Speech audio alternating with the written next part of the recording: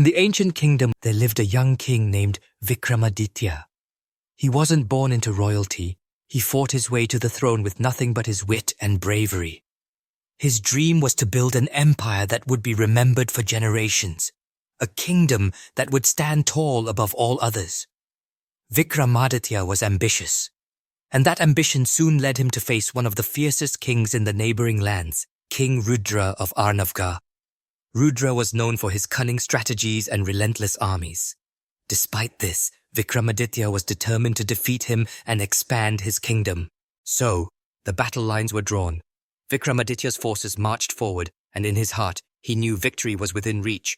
But the battlefield had other plans. Rudra was one step ahead.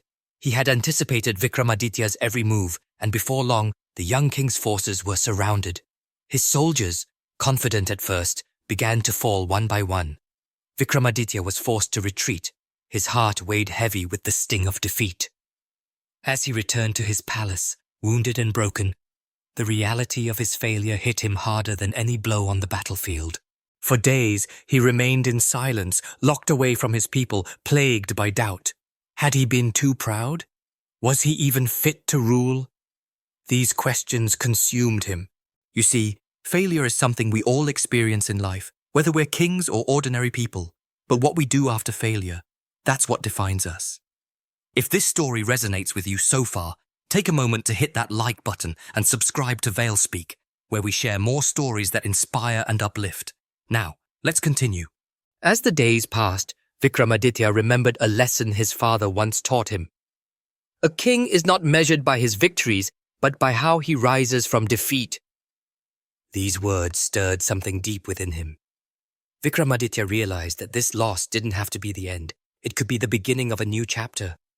With renewed determination, he gathered his remaining generals. Instead of hiding from his failure, he confronted it. He studied the battle, analyzing every misstep, every overlooked strategy.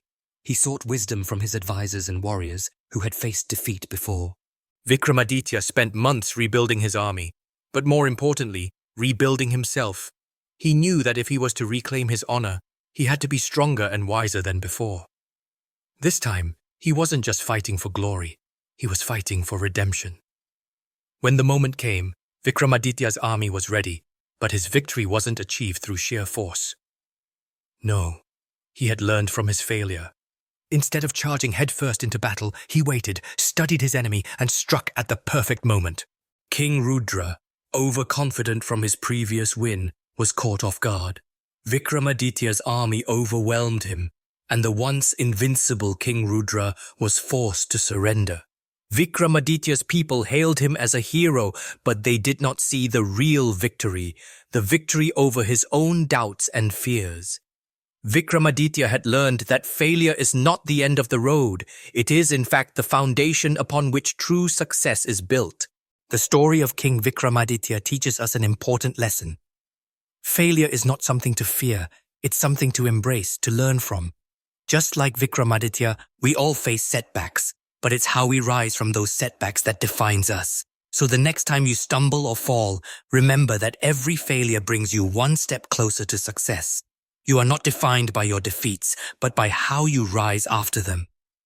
Thank you for watching. If this story inspired you, don't forget to subscribe to VeilSpeak for more powerful stories that remind us of our inner strength. Until next time, keep moving forward, no matter the obstacles in your path.